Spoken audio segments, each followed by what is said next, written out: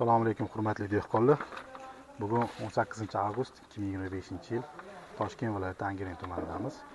Xonadondagi bu yerda ochiq dala deymizmi yoki tipi net house qilingan, mana simlarga tortilgan. Bu navimiz Otto F1 bo'ladi.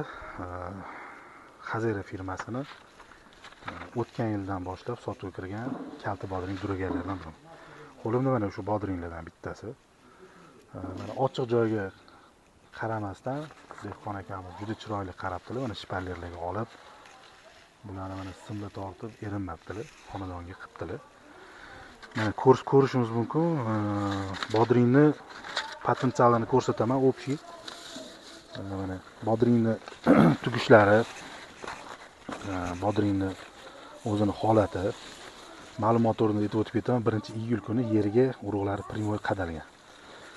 Bu Otto haqida oldin videolar qilganmiz xonalarda. Bu mana eksklyuziv ochiq dala sharoitida